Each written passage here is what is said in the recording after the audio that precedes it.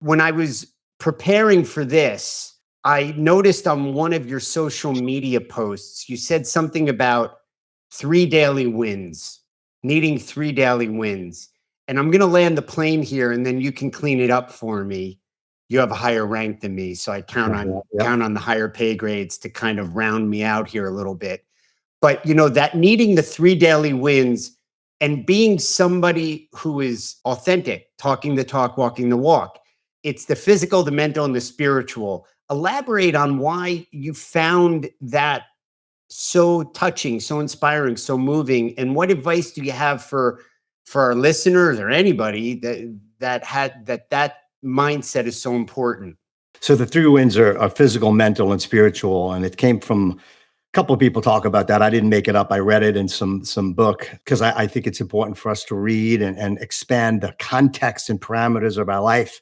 If you're flying inside your own cockpit all the time, you kind of are limited to the perspective. That's why relationships and books and videos and experiences are the texture of life. And it's about evolving and growth. We can't stay stagnant. That's one of the biggest things I talk about my son. And it really is about holistically developing, not just in a physical, not just in a spiritual and mental way, but always thinking, how can I develop those 3 legs of that stool?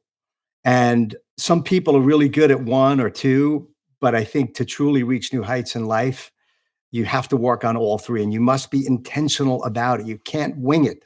We say wingmen never wing it.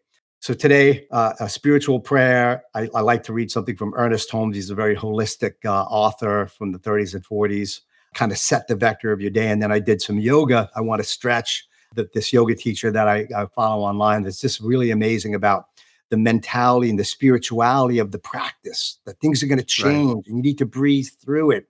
Life's going to have up and downs, and sometimes pain is going to lead to growth. And then the mental win obviously is the reading. It's the conversation. It's the perspective that you get when you surround yourself from others and expose yourself to other things.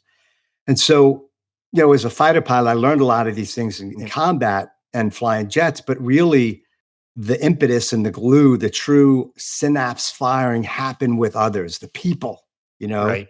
And I think one conversation you have with somebody, the solution may not necessarily be what they told you from their experience, but maybe from the book they read or the relationship that they want to introduce you to, or the practice and discipline that they follow that could impact you.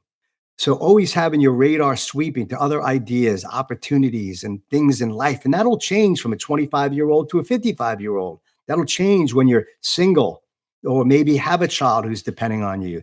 That'll change when your life flashes before your eyes, like it did for me on 65 combat missions, in particular 3 where I was shot at. Those spot weld moments will change you.